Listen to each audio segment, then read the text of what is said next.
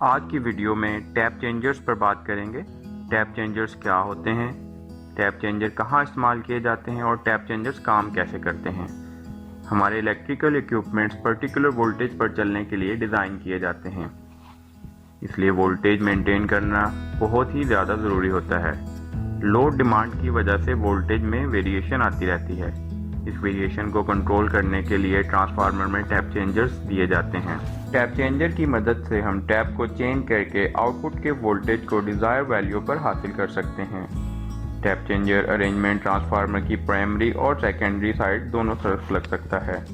Tap changers दो तरह के होते हैं, on load tap changers, of load tap changers, जिन्हें हम नो लोड टैप चेंजर्स भी कहते हैं। सबसे पहले हम बात करेंगे नो लोड टैप चेंजर की। जैसा कि इसके नाम से जाहिर है कि ये ऑफ लोड या नो लोड टैप चेंजर है। ये सिर्फ तभी ऑपरेट हो सकता है जब इस पर कोई लोड ना हो।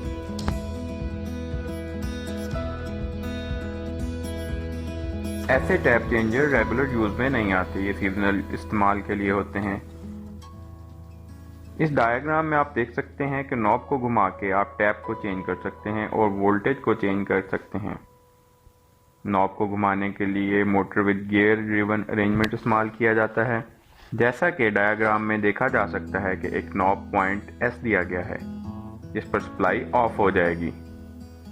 सेकेंडरी वाइंडिंग को 6 पोजीशन में डिवाइड किया गया है।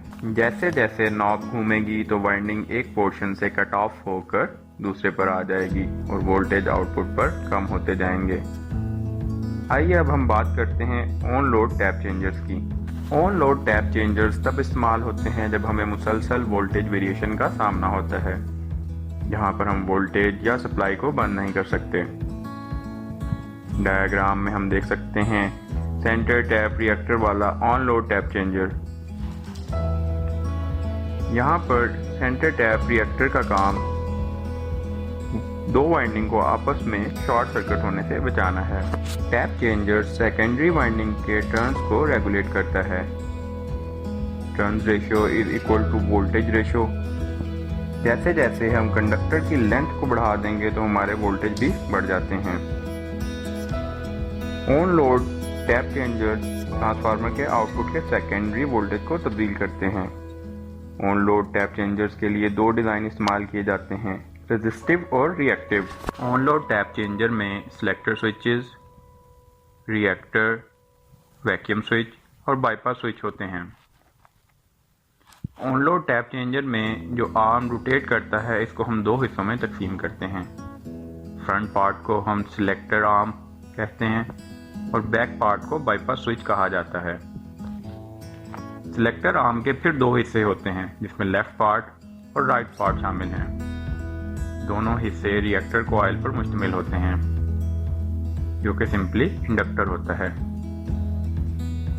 जो कि सडन चेंज इन करंट को अपोज करता है। दोनों पार्ट एक वैक्यूम स्विच से कनेक्ट होते हैं। जब ट्रांसफार्मर में टैप चेंज करने की ज़रूरत पेश आती है तो ये एक प्रॉपर सीक्वेंस को फॉलो करता है ताकि किसी भी किस्म की स्पार्किंग से बचा जा सके।